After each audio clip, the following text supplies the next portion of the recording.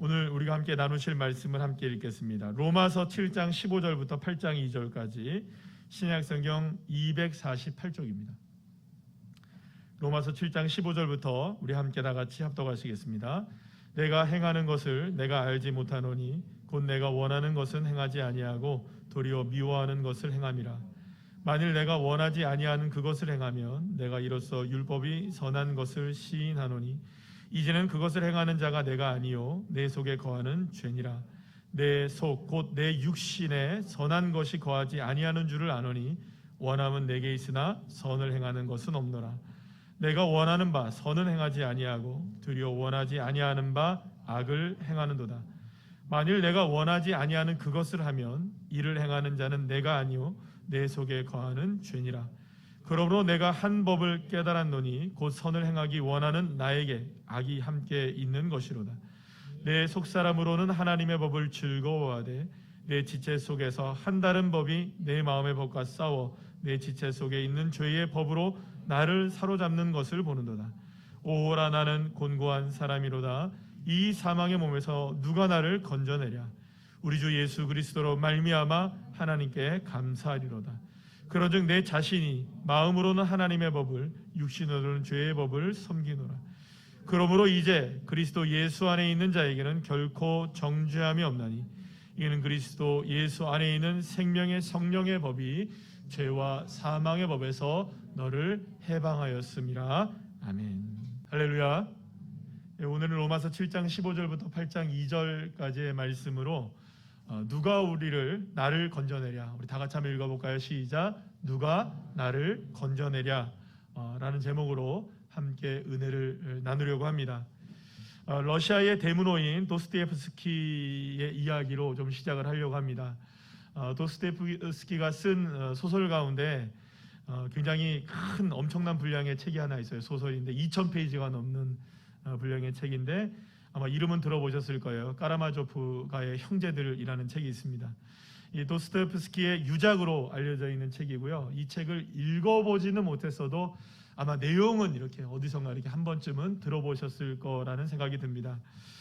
이 소설에는 각각 독특한 개성을 지닌 이 사람들이 등장을 하는데요. 가문에 관한 이야기입니다. 그래서 아버지 표도르 까라마조프가 등장을 하고 또 세 아들이 등장을 합니다. 드미트리, 이반, 알렉세이라는 세 아들이 등장을 하고 거기에 이제 배다른 형제인 스메르자코프가 등장을 하게 됩니다. 이 아버지 표도르는 꽤 성공한 지주의 삶을 삽니다. 그런데 매우 탐욕스럽고 여자라면 상대를 가리지 않고 사족을 못 쓰는 호색한이기도 하고요. 돈을 움켜쥐기 위해서는 자녀들과의 싸움도 불사하는 그런 사람으로 등장하는 게 바로 아버지 표도르입니다. 첫째 아들 드미트리는 러시아 현직 장교인데요. 술과 도박을 좋아하고 에너지가 정말 넘쳐나는 이 전형적인 러시아 사람으로 등장을 하게 됩니다. 돈과 여자 문제로 이제 그 시끌벅적한 삶을 살게 되는데 특히 이제 아버지와 갈등을 겪게 돼요. 이제 사실은 이제 막장 드라마 같은 내용이긴 한데 아들이 좋아하는 여자를 아버지가 뺐습니다. 뭐 그런 내용입니다. 그것 때문에 이제 돈과 여자 때문에 문제가 생기게 되는데 나중에는 아버지의 살해범으로 몰리게 되는 그런 삶을 살게 됩니다. 둘째 아들 이반은 지극히 이성적이고 현실적인 인물입니다. 그래서 이 사람은 어떤 생각을 가지고 있냐 하면은 신은 존재하지 않는다. 그렇기 때문에 불멸도 존재하지 않고 영원도 없다. 그래서 우리의 인생은 마음대로 모든 것들을 해도 상관이 없다. 어떤 행동을 해도 우리는 벌을 받지 않는다. 뭐 이런 생각을 가지고 있는 사람이에요. 그래서 굉장히 현실주의적인 사람이고 그런데 이런 생각을 가진 사람인데 이러한 생각이 누구에게 영향을 미치게 되냐면 배다른 형제였던 스메르자코프에게 영향을 미치게 되는 그런 삶을 사는 게 이반 둘째 아들입니다.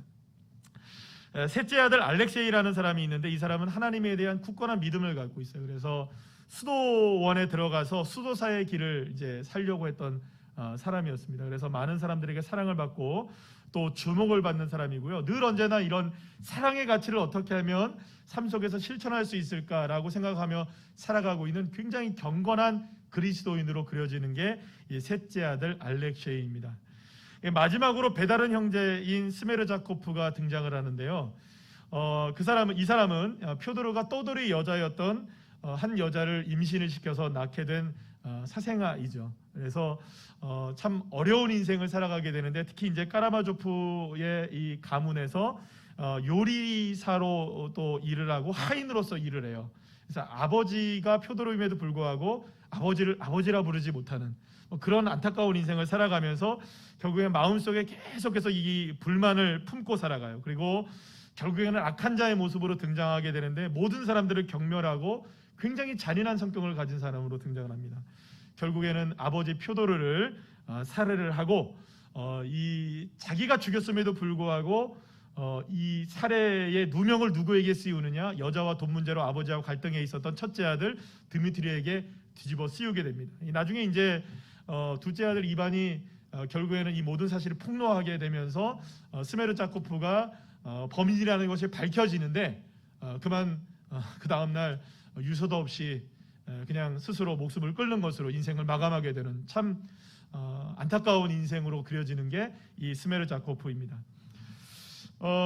제가 그런데 이렇게 독특한 성격을 가진 등장인물들을 보게 되면, 근데 이제 이 까라마조프가의 형제들에 나오는 이런 여러 가지 주인공들의 한 5명 정도의 주인공들이 나오게 되는데, 이런 모습들을 보게 되면 등장인물들은 굉장히 독특한 성격들로 그려지고 있어요. 매우 캐릭터가 강해요. 그런데 서로 다른 이 성격을 가지고 있는 이 형제들의 삶에도 불구하고 사실은 그들의 삶 속에는 서로들의 형제들의 모습이 다 뒤섞여 있었다는 거죠. 예를 들면 이런 겁니다.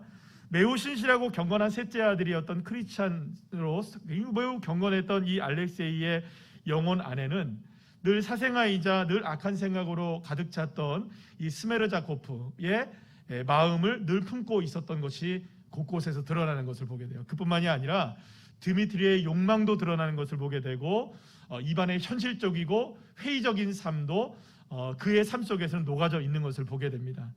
또한 이성주의자이고 현실주의자인 둘째 아들 이반의 삶을 보게 되면 늘 언제나 아버지를 죽이고 싶은 마음들로 가득 차 있었던 삶을 살고 있는 것을 보게 돼요.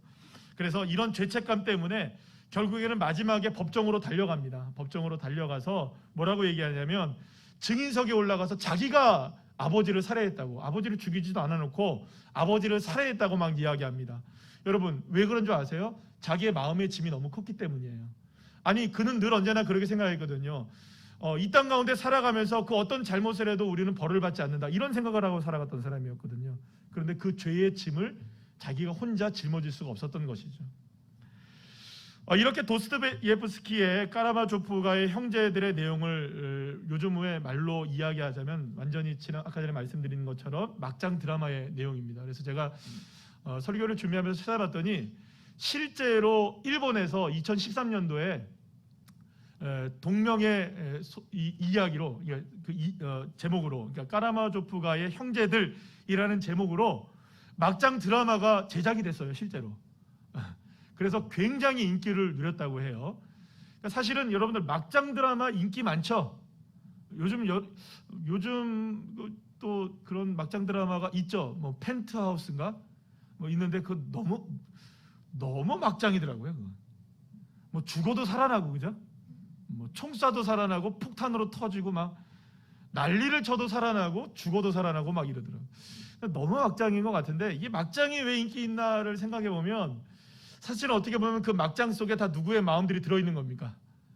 우리들의 욕망들과 이런 잘못된 모습들이 투영이 되어 있기 때문이 아닌가라는 생각을 해보게 됩니다. 자, 어쨌든 그렇다면 왜 도스토옙스키가 이 소설을 통해서 이 등장인물들을 통해서 이야기하고 싶었던 것이 무엇일까라는 것이죠. 그것은 표도르의 내 아들이 가진 성격이 어떤 한 사람에게만 드러나는 것이 아니라 사실은 조금씩 다른 것 같지만 모두가 다 사실은 똑같은 인생들이라는 것이죠. 서로 모든 사람들에게 서로의 모습들이 조금씩은 다 존재하고 있다는 것을 이야기하고 싶었던 것입니다. 그러니까 이런 것이죠. 우리에게는 선을 상징하는 알렉세이의 모습이 있는가 하면 늘 악을 상징하고 있었던 이 스메르자코프의 모습이 동시에 존재하기도 한다는 겁니다. 여러분, 그 만화 같은 데서 보면 그런 얘기들 나오잖아요. 한쪽에는 천사가 여기서 귀에 있고 한쪽에는 악마가 이쪽 귀에 있으면서 야, 착하게 살아야 돼 이야기합니다. 또 이쪽에서 뭐라고 합니까? 괜찮아, 맘대로 살아도 돼, 이렇게 악하게 얘기를 합니다. 그래서 늘 언제나 어떻습니까? 이쪽에선 착한 얘기, 저쪽에선 악한 얘기 막 싸우면서 힘들어 막 이러잖아요. 저만 하는 얘기인가요? 그런 얘기 보셨습니까? 안 보셨습니까? 마치 그런 거라는 거죠. 늘 언제나 인간은 선과 악, 욕망과 이성, 이런 모든 것들이 흙탕물처럼 복잡하게 얽히고 설켜 있는 불완전한 존재가 인간이라는 것입니다. 여러분들 혹시 이제 하덕규 씨가 노래한 거죠? 가시나무라는 노래 알고 계시죠? 많이들 아실 거예요. 조성모 씨가 또 불러서 또 유행을 했었고요. 많은 분들이 리메이크를 하는 걸로 알고 있는데, 하덕규 씨는 지금 이미 이제 뭐 목사님이 되셔서 믿음의 길을 걸어가고 계시는데요. 그분이 쓴 가시나무 노래의 가사입니다. 제가 읽어드리겠습니다. 부를 수는 없으니까. 내 속엔 내가 너무도 많아 당신이 쉴 곳 없네. 내 속엔 헛된 바램들로 당신의 편할 곳 없네. 내 속엔 내가 어쩔 수 없는 어둠, 당신의 쉴 자리를 뺐고, 내 속엔 내가 이길 수 없는 슬픔, 무성한 가시나무 숲 같네. 바람만 불면 그 메마른 가지 서로 부대끼며 울어대고, 쉴 곳을 찾아 지쳐 날아온 어린 새들도 가시에 찔려 날아가고, 바람만 불면 외롭고 또 외로워 슬픈 노래를 부르던 날이 많았는데, 내 속엔 내가 너무도 많아서 당신의 쉴 곳 없네. 사랑하는 여러분, 그렇습니다. 내 속엔 사실은 내가 너무나 많습니다. 헛된 바람들로 가득 찬 내 모습이 있기도 하고요. 어쩔 수 없는 어두움에 사로잡혀 살아가는 내 모습이 있기도 하고요. 이길 수 없는 슬픔에 몸부림치는 시간들을 경험하기도 하고, 또 슬픔과 외로움과 괴로움들이 마치 가시처럼 내 삶에 돋아나서 내 삶에 가득가득 채워져 있는 것을 보게 됩니다. 때로는 선하기도 합니다. 그래서 착한 내 모습을 보고서 작은 새가 내게 날아와서 잠시 쉬기도 하는데, 그렇게 쉬었던 새가 잠시 날아갔다가 다시 내게로 돌아오면 어느 순간 수많은 가시들이 내 안에 있어서 조금이라도 쉬기를 원했던 그 새의 보금자리를 뺏어버리는 그런 모습이 내 안에 드러나기도 하는 것이죠.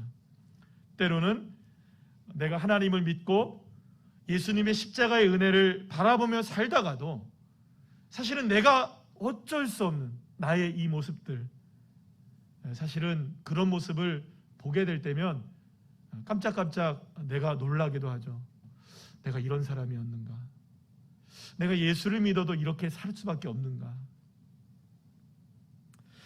어느 날은 알렉세이 같이 선하기도 하다가 또 다른 날은 욕망에 사로잡혀 살아가는 드미트리 같기도 하고, 또 때로는 현실에 얽매여 살아가고 있는 이반의 모습이기도 하다가, 또 어떤 날은 정말로 말할 수 없을 정도로 그런 악한 생각을 하며 어떻게 살아갈 수 있을까 생각할 정도로의 스메르자코프와 같은 그런 삶을 살아가는 게 우리의 인생. 그래서 나를 이 많은 내 속에 내가 너무나 많은 모습들로 늘 언제나 나를 사로잡아 오는 것 같은 그런 인생이 사실은 우리의 인생이라는 것이죠. 예수님께서 하루는 거라사 지방에 가셨을 때 일이 일어났습니다. 그 거라사 지방에는 한 광인이 살고 있었는데, 이 광인은 무덤 근처에서 살고 있었어요. 예수님이 그를 찾아가서 그를 만납니다. 그랬더니 이 광인이 예수님에게 엎드려서 절을 합니다. 나를 좀 떠나가 주세요. 그래서 예수님이 그에게 묻습니다. 내 이름이 무엇이냐? 그랬더니 그가 이렇게 대답을 합니다. 마가복음 5장 9절 말씀 우리 다 같이 한번 읽어볼까요? 시작. 내 이름은 군대니 우리가 많음이니이다. 이 말이 무슨 말인지 아시겠습니까? 우리가 많다, 내가 많다는 겁니다. 내 속엔 내가 너무나 많은데 어느 정도의 모습으로 많으냐? 내 속에 군대처럼 많다는 거예요. 그런데 여기서 말하는 이 군대라는 게 어떤 의미를 갖고 있냐면 로마의 군단 한 군단을 얘기해요. 군대라는 뜻이. 그러면 로마의 군단 한 군단이 몇 명이냐? 6천 명입니다. 그러니까 내 속에 내가 너무나 많은데 그 이름이 군대입니다 라고 이야기하는 것은 어떤 의미를 갖고 있냐면 내 속에 6천 명의 사람들이 사는 것 같아요. 때로는 여기서 이런 생각이 드러나기도 하고 때로는 저기서 저런 생각이 드러나기도 하면서 내 속에 내가 너무나 많아서 날마다 내 속에 무엇이 일어나느냐? 내전이 일어나고 있다. 전쟁이. 여러분, 지금 우리가 안타까운 소식을 전해 듣잖아요. 아프가니스탄의 아픔을 우리가 여러분들이 함께 기도하시기를 축복합니다. 세계에서 두 번째로 교회가 성장하고 있었던 곳이었어요. 그런데 지금 거기에 텔레반이 정권을 재장악하면서 지금 굉장히 위험에 빠져 있습니다. 심지어는 지금 떠도는 동영상이 실제인지 아닌지 모르지만 너무나 끔찍한 동영상도 많이 지금 떠오르고 있어요. 참수형을, 하나님을 믿는다, 예수님 믿는다고 얘기하면 그 자리에서 지금 사살을 하는 일들도 벌어지고 있다고 합니다. 자, 어쨌든 이렇게 이제 아프가니스탄 같은 나라들을 보게 되면 수많은 종족들로 이루어진 나라예요. 그 나라가 왜 내전에 휩싸이느냐? 종족이 많으니까 그런 거예요. 민족이 많은데 다문화 민족인데 그 안에서 나라를 이루려고 하니까 그 종족들이 서로가 이야기를 앞세우는 거예요. 그러니까 서로의 주장들이 많으니까 무엇이 일어나는 겁니까? 내전이 일어나는 거예요. 그런데 아프가니스탄만의 이야기가 아닙니다. 내 안에서도 그런 내전이 일어난다는 거예요. 왜냐하면 내 안에 내가 너무나 많으니까. 날마다 군대처럼 많으니까. 사랑하는 여러분, 지금까지 제가 이야기한 이야기가 어떤 내용인지 조금은 이해하시겠습니까? 그렇다면 오늘 본문에서 사도 바울이 이야기하려고 하는 것이 무엇인지를 우리가 쉽게 함께 나눌 수가 있을 것 같습니다. 오늘 본문에서 사도 바울 역시 내 속엔 내가 너무나 많다라고 고백하고 있는 것을 보게 돼요. 특별히 사도 바울은 자신의 내면을, 실체를 숨김없이 과감없이 우리 모두에게 드러내어 보여주고 있습니다. 로마서 17장 오늘 본문 14절 쉬운 성경의 말씀으로 함께 읽어볼까요? 시작. 나는 내가 하는 일을 이해하지 못하겠습니다. 내가 하고 싶어하는 일을 하지 않고 미워하는 일을 행하고 있으니 말입니다. 바울은 자신이 무엇을 해야 하는지 알겠고 그것을 해야 하겠다는 의지도 있지만 실제로는 그것을 하고 있지 않은 모습을 발견하게 된다는 겁니다. 나쁜 짓을 절대로 하지 말아야겠다고 고백을 한다는 거예요. 다짐도 한다는 거예요. 그런데 그 다짐을 했는데 어느 순간에 어디에 가 있는 겁니까? 나쁜 자리에 가 있는 거예요. 이런 일들을 계속해서 반복하고 계속해서 하게 되는 나의 모습, 내 모습을 바라보니까 마치 내 속에서는 전쟁이 일어나는 듯이 선과 악이 날마다 싸우고 있는 모습으로 사로잡혀가고 있는 모습이 누구의 삶이었느냐? 사도 바울의 삶이었다는 겁니다.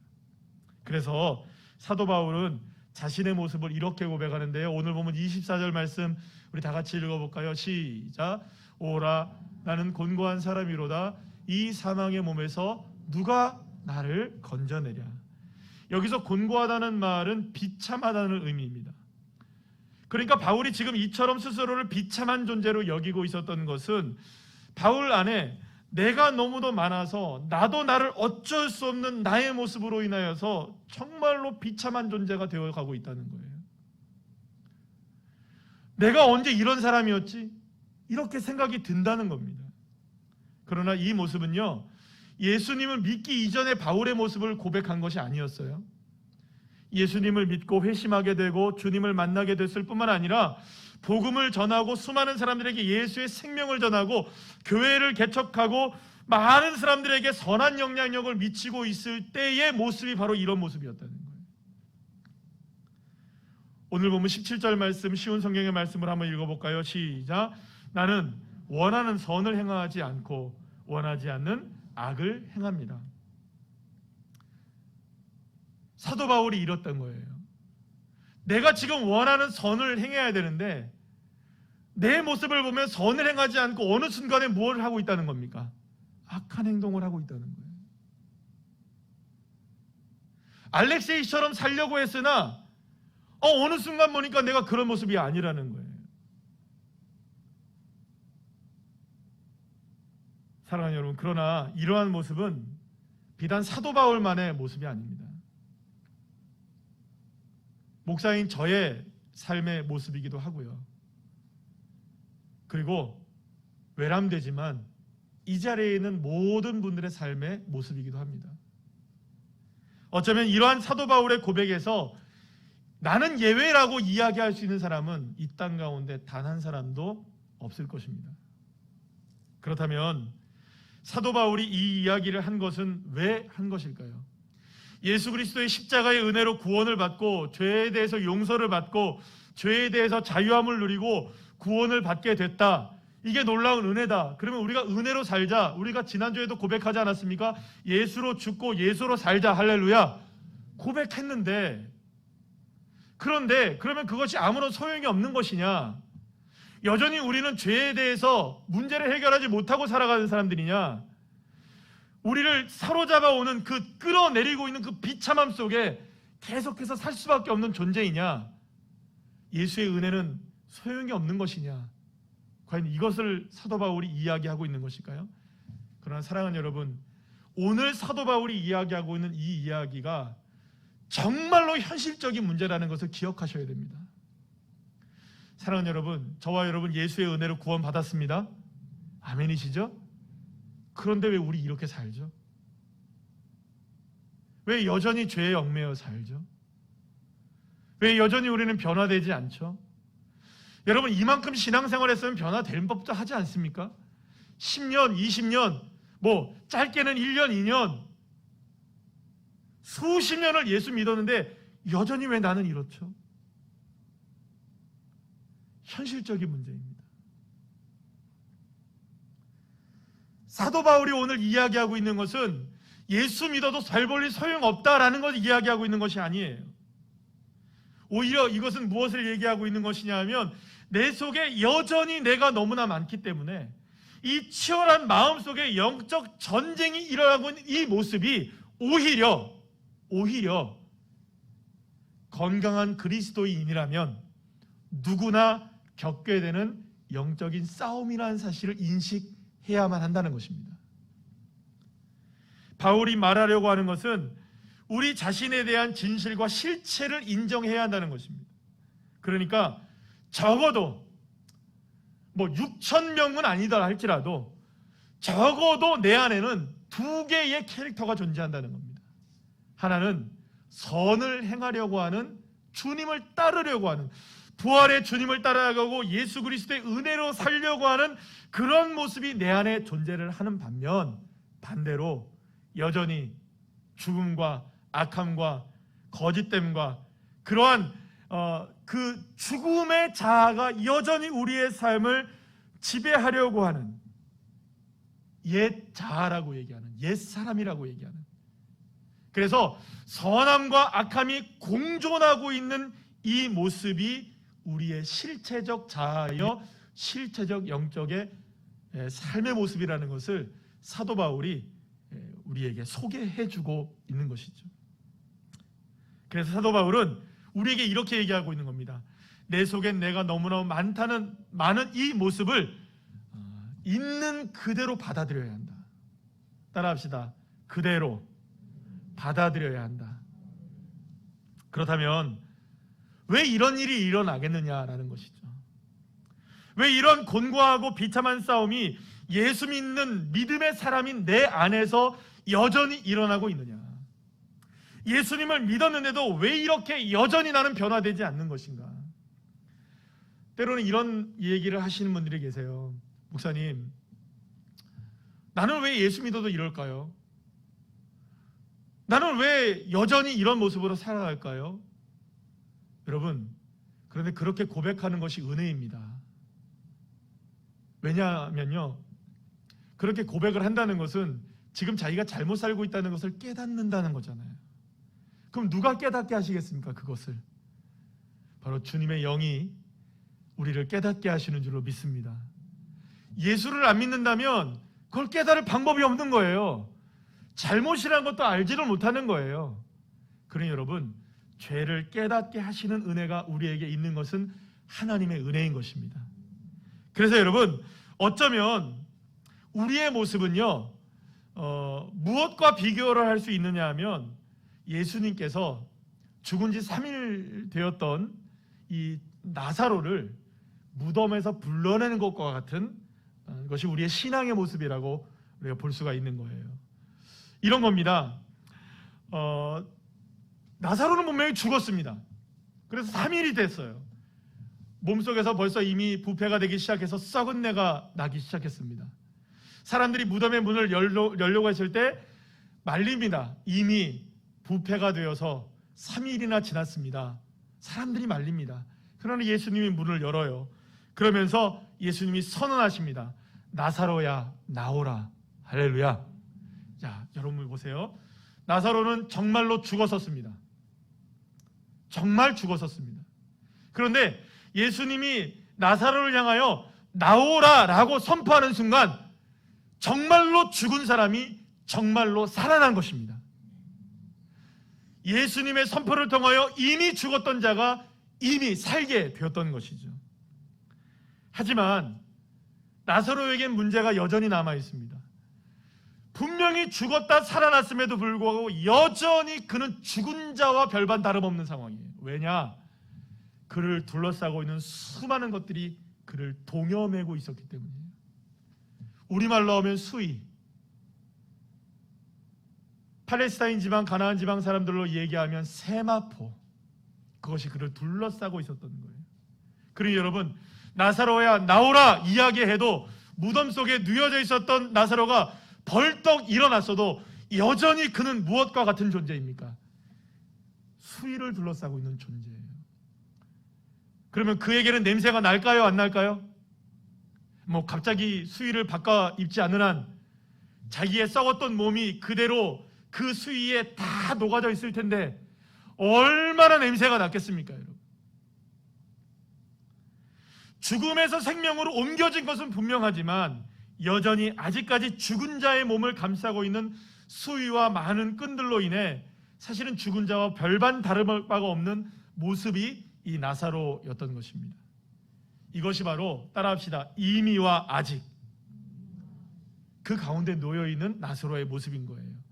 이미 살아났지만 할렐루야, 아직은 완전하게 살아난 것 같지 않은 모습.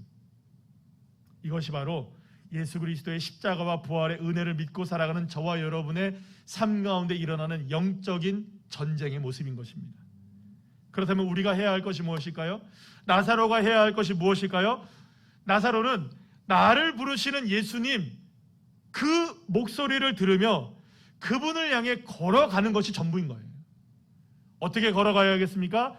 자기를 둘러싸고 있는 수많은 이 천조가리들을 다 끊어내버리고, 할렐루야, 다 벗어버리고 한 조각까지도 다 벗어내고 마지막 한 개까지도 다 버리면서 냄새나는 내 모습, 문제 많은 내 모습, 그 모습을 그대로 끌어안고 누구가 부르는 곳으로, 나를 부르는 누구를 향하여, 예수님을 향하여, 할렐루야, 예수님을 향하여 그저 걸어가는 것이 나사로에게 주어진 책무인 것이죠. 그래서 날마다 우리는 두 가지 사실을 확인해야 합니다. 오늘도 나는 예수의 십자가와 함께 죽었다는 사실을 믿으셔야 합니다. 할렐루야. 또한 나는 예수와 함께 살아났다는 사실을 믿으시기를 바랍니다. 이것이 우리의 믿음입니다.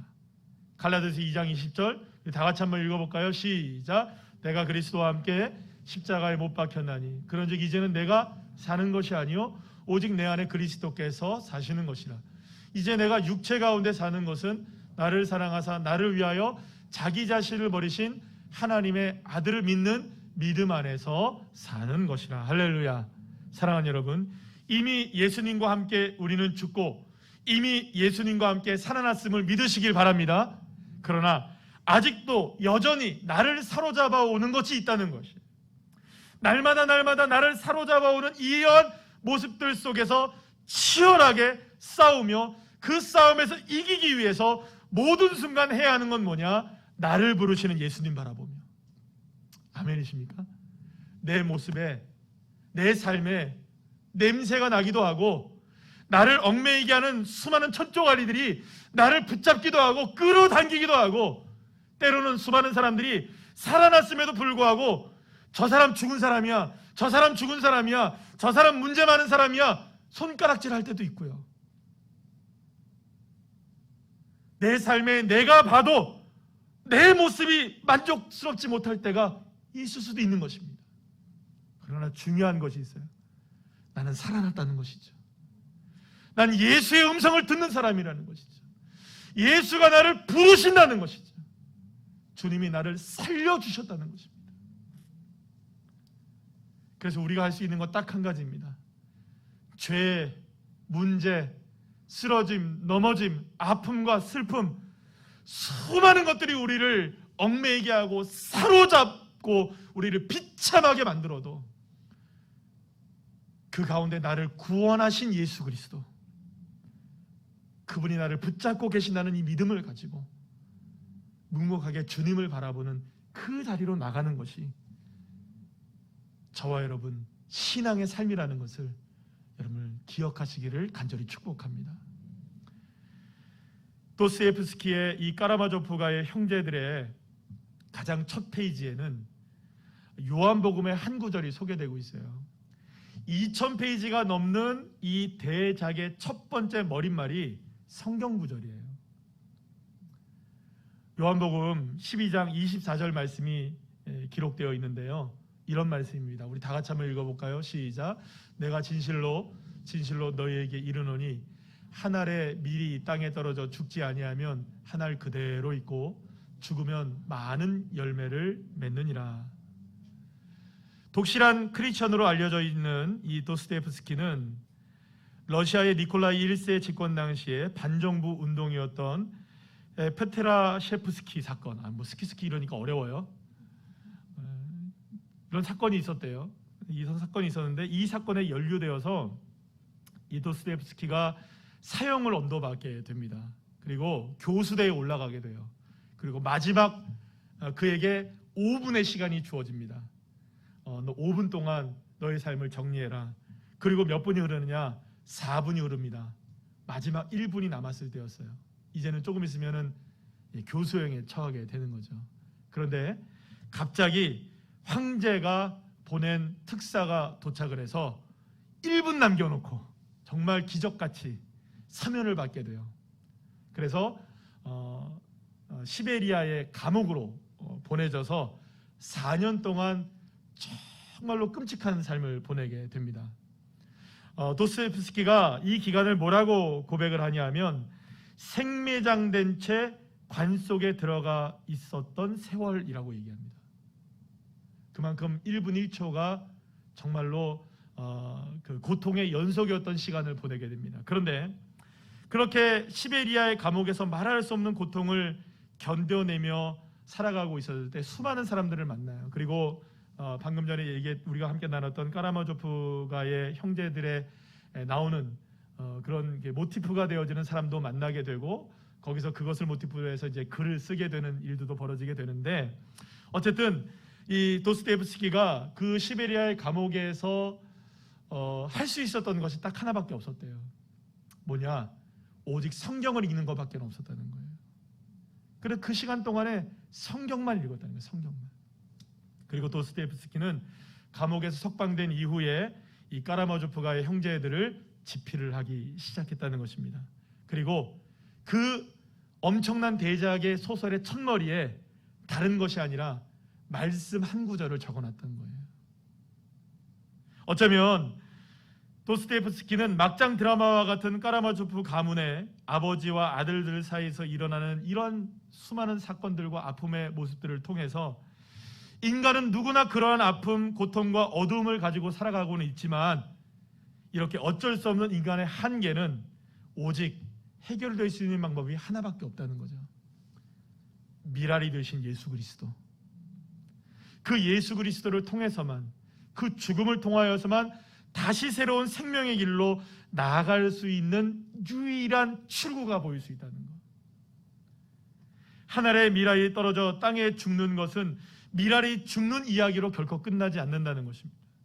오히려 새로운 생명의 이야기로 되는 것과 같이 우리의 인생에 드리워진 이 곤고함과 비참함과 나도 나를 어쩔 수 없는 내 모습, 때로는 끔찍한 생각을 하고 살아가는 내 모습, 죄를 짓고 살아가는 그리스도인이면서도 그러한 모습으로 살아가고 있는 내 모습 또한 예수 그리스도를 통해서만 새로운 생명의 이야기로 바뀔 수 있다는 것을 말씀해 주고 있는 것이라고 할 수 있겠습니다. 그래서 여러분, 사도 바울은 오늘 본문 말씀에서 이렇게 고백을 하죠. 로마서 7장 24절과 8장 1절 2절 말씀 우리 다 같이 한번 읽어보겠습니다. 시작. 오호라 나는 곤고한 사람이로다. 이 사망의 몸에서 누가 나를 건져내랴.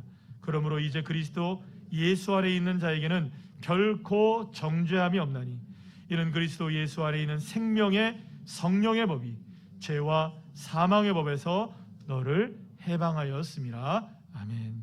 사랑하는 여러분, 누가 곤고하고 비참한 저와 여러분의 삶의 이 모습에서 저와 여러분을 건져낼 수 있겠습니까?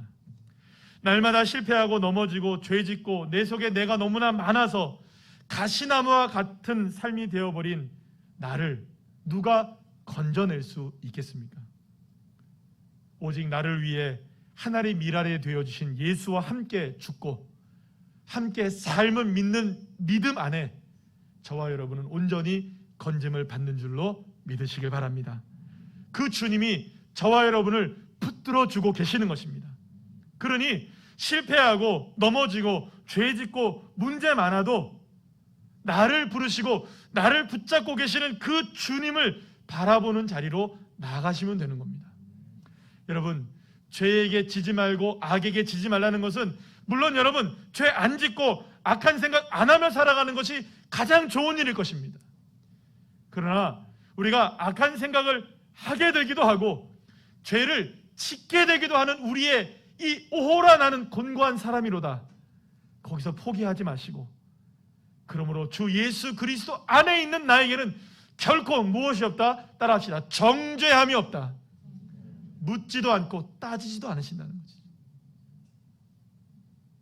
그러니 여러분, 나의 이 문제, 나의 삶 실패, 넘어지고 죄짓는 이런 모든 문제를 그대로 끌어안고 나를 부르시는 주님을 향해 나아갈 때 우리는 놀라운 은혜로 날마다 주님과 동행하는 삶으로 승리하게 되는 것입니다.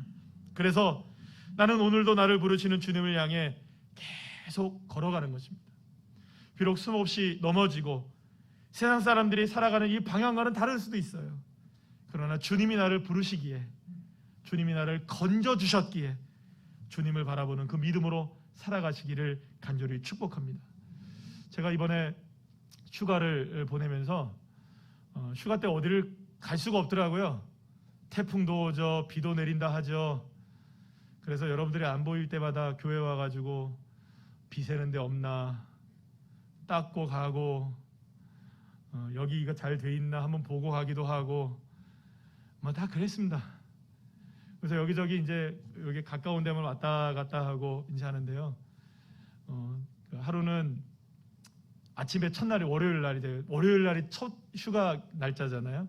근데 월요일 아침부터 저쪽 울주군에 어디 가가지고 카페에 하나 가 있는데 제가 그냥 거기서 잤어요. 카페 의자에 누워가지고 한참을 잤대요, 제가. 근데 너무 개운한 거예요. 아, 휴가는 이렇게 보내는 거다. 그리고 이제 마지막 날에, 목요일 날에 이제 잠시 저희 집사람이랑 같이 함께 바람을 쐬러 이제 경주에 잠깐 갔다가 이제 돌아오는 길에 제가 좋아하는 찬양이 흘러나오더라고요. 하나님의 세계라, 이 찬양이 흘러나오는데 그 찬양 참 제가 좋아하는데 거기에 이런 가사가 나와요. 나는 계속 걸어갑니다. 수없이 넘어져도 다른 사람들의 방향과는 조금 다르다 해도 주가 내게 가르쳐준 길이니 나는 그 길을 걸어갑니다. 제 옆에 저희 집사람이 있었지만 아무렇지도 않게 혼자 눈물을 흘렸어요. 그리고 얘기도 안 했어요. 뭐라고 얘기하면 갱년기라고 얘기할까 봐 조용히 눈물을 흘리면서 스스로 생각을 해봤어요. 그렇지, 지금까지 교회를 개척하고 많은 시간들을 보내면서 눈물도 흘렸는데 또 기쁜 날도 많았는데, 주님, 나는 어떻게 살아가야 할까요? 내 길은 과연 어떻게 가야 할까요?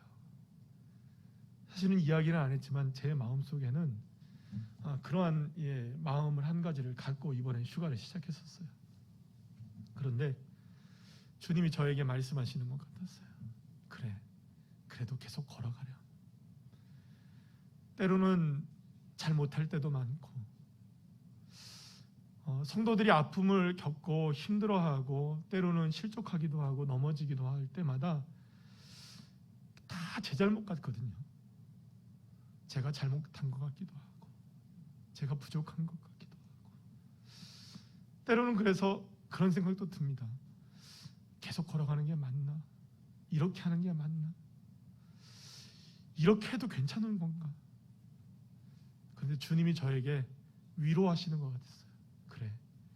그래도 계속 걸어가려.